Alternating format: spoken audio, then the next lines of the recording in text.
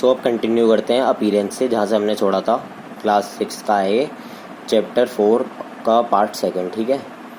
Different kind of material such as wood, metal, plastic, glass and pottery look different from each other. ये सारे दिखने में अलग रहते हैं। Even different metals such as iron, copper, aluminium and zinc appear different to each other. दिखने में ये मेटल्स भी अलग रहते हैं। Same time they have some similarities too. ये दिखने में अलग होता है पर इनमें भी सिमिलर रहता है कुछ।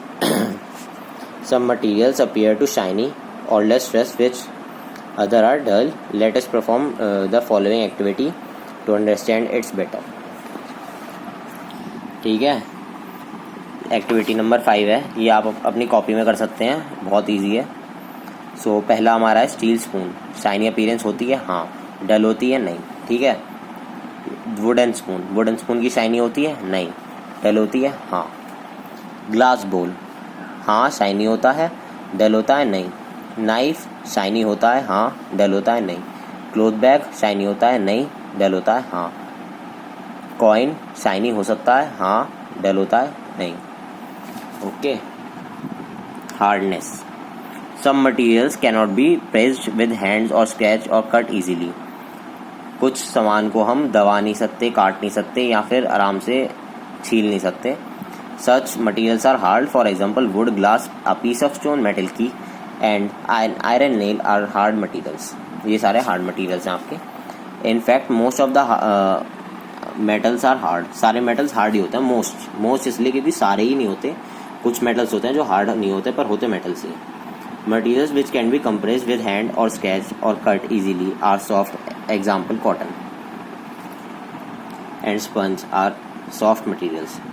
A more hard substance can scratch or cut less hard substance.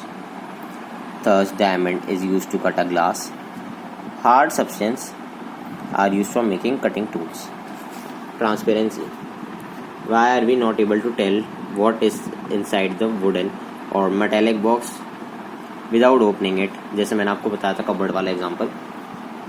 सो लकड़ी के बक्से में और लोहे के बक्से के अंदर क्या है हमें क्यों पता नहीं चल सकता? क्योंकि वो ट्रांसपेरेंट नहीं होते। ट्रांसपेरेंट मतलब हम उसके आर पार नहीं देख सकते। Why are the windows, panes in the house and offices generally made of glass. Windows जो होती हैं वो ग्लास की क्यों बनी होती हैं? और शॉपकीपर की टॉफ़ी और मिठाइयाँ जो होती हैं वो कांच के जार में क्यों रखता है या प्लास्टिक के जार में? This is due to the reason light can easily pass through glass and we can see through it. जो लाइट होती है, अगर आप उस पर मतलब जो कांच होता है उस पर आप लाइट मारोगे तो आराम से वो आर पार निकल जाएगी, पर अगर पत्थर पे मारोगे तो नहीं निकलेगी। इसका मतलब हम उसके आर पार देख सकते हैं और पत्थर के आर पार नहीं देख सकते। Such material through which can pass are called transparent material. Can you name any other similar materials? आप नाम बता सकते हैं कुछ और मटीरियल्स का जो ट्रांसपेरेंट हो? सोचो। Okay. On the other hand there are materials like wood, metal, cardboard through which light cannot pass. Such material are called opaque materials. Transparent materials होते हैं जिनके आर पर आराम से लाइट निकल पाती है, ठीक है। ओपेक मटेरियल होते हैं जिनके आर पर लाइट निकल ही नहीं सकती है। और एक होते हैं ट्रांसलूसेंट मटेरियल जिनके आर पर कम लाइट जाती है, मतलब आपको धुंधला दिखेगा उसके आर पार, ठीक है। There are still another kind of material through which light can pass but only partially, मतलब थोड़ी। जैसे हल्की से कपड़े के आर पार जा सकती है पर कम जाती है, पूरा आर पार नहीं देख पाओगे आप। ग्लास के आर पार भी हल्की फुल्की, मतलब ग्लास मिस्टी समझते हो? सोचो, मिस्टी होता है फॉगी ग्लास, मिस्ट लग जाती है जिसपे, जैसे सर्दियों में हो जाता है ना। ऑयल स्प्रेड्स पेपर के ऊपर आप तेल का आप कोई खाली पेपर लेना, उसके ऊपर कुछ लिखना, ठीक है। उसके ऊपर एक तेल का नन्हा सा ड्रॉप गिरा देना, फिर थोड़ी देर बाद देखना आप उसका आर पार देख पाओगे हल्का हल्का सा, ठीक है। तो वो ट्रांसलूसेंट मटेरियल बन जाता है। सॉल्युबिलिटी बढ़ते हैं। चलो अब हम, ठीक है। ये एक आपके लिए एक्टिविटी है, ये भी बढ़िया है, इसे आप घर पर करना, सोच समझ के लिखना, इसमें बहुत ईजी है ये भी। We might have observed that we put some sugar or salt in the water contained in a tumbler or stir it. They disappear in the water completely. एक पानी का ग्लास लो कांच का, उसके अंदर आप सॉल्ट या फिर शुगर में से कुछ भी डालो और उसे घुमाओगे तो गायब हो जाती है, देखा होगा आपने। We say that salt and sugar are soluble in water. Soluble मतलब घुल चुकी है वाटर में। Water is called the solvent. Solvent है जिसमें घुली गई है, और शुगर सॉल्ट है सॉल्यूट। सॉल्वेंट आप लिक्विड समझ सकते हैं, सॉल्यूट आप सॉलिड समझ सकते हैं, ठीक है।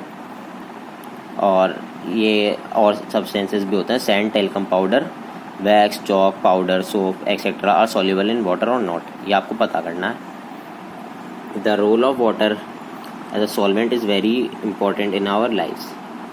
However water is not the only solvent use dissolving other substances. Kerosene oil, petrol, ether are some other liquids which are also used as solvents. We can see that some liquid mix with water completely. These said to be miscible or water with water. Example milk और lemon juice. अगर milk और lemon juice में आप पानी डालोगे तो mix हो जाता है, तो इसे मिसेबल कहेंगे हम। Other liquids like mustard oil, petrol, hair oil, ये मिक्स नहीं होते, ये पानी के ऊपर ही रह जाते हैं, तो इन्हें कहेंगे हम इमिसेबल ऑयल। मिसेबल ऑयल हो गया जो घुल जाता है, इमिसेबल हो गया जो नहीं घुलता, चाहे कितनी कोशिश कर लो।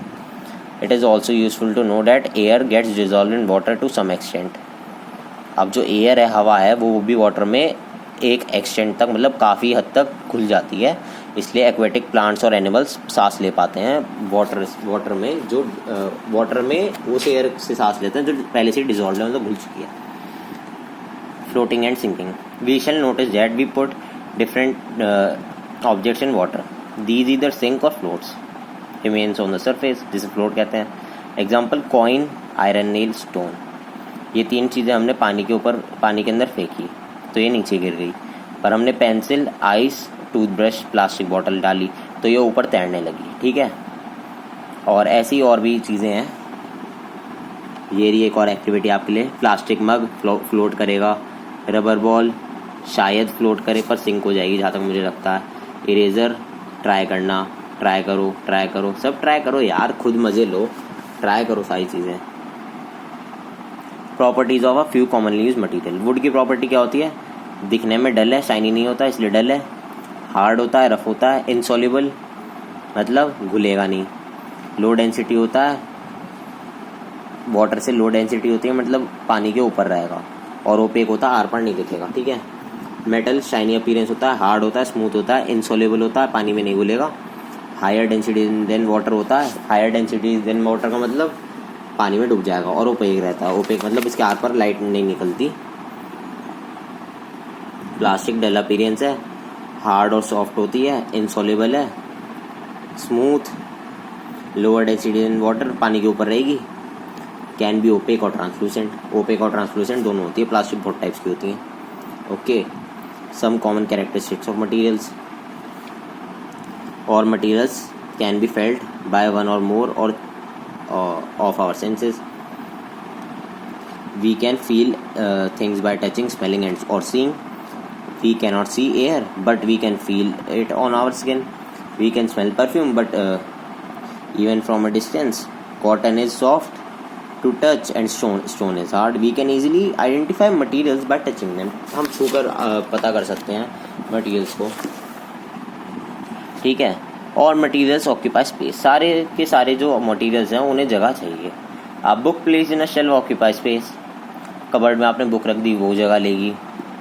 Water in a tumbler occupy shapes space of the tumbler. जितना भी पानी आप टम्बलर के अंदर भरोगे वो उतनी जगह ले लेगा टम्बलर की। A stone place on the table occupy space. कहीं पे एक पत्थर रख दो, वहाँ पे वो जगह घेरेगा। और मटीरियल पोजेसेस मास। ऑल थिंग्स कंटेन वन और मोर काइंड ऑफ मटीरियल। एक से ज़्यादा काइंड, अलग अलग तरीके की चीज़ के मटीरियल्स होते हैं।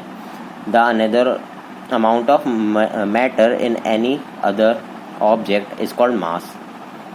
सो ऑल मटीरियल पोजेसेस मास। सबका मास होता है, तो सारा कुल मिलाकर, मतलब एक चीज़ 4-5 चीज़ से बनी है तो सारा उसका मास पूरा मिला के होगा। जैसे 2 ग्राम एक चीज़ है, 10 ग्राम एक चीज़ है, 8 ग्राम एक चीज़ है, तो टोटल 20 ग्राम हो गया, तो उसका मास 20 ग्राम होगा, ठीक है।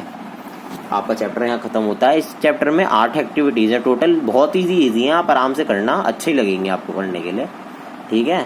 और आपको काम टाइम से मिल जाया करेगा। और बच्चे वीडियो आप लोग नहीं देख रहे हैं, वीडियोस पे ओनली 4 से 5 व्यू आते हैं और बच्चे काफ़ी हैं। सो अच्छे से वीडियोस देखना शुरू कर दो, क्योंकि अब आपके हाफ ईयरली आने वाले हैं अक्टूबर में ही, और पेपर थोड़ा हार्ड बनाऊंगा मैं इस बार, तो थोड़ा अच्छे से पढ़ो। All the best.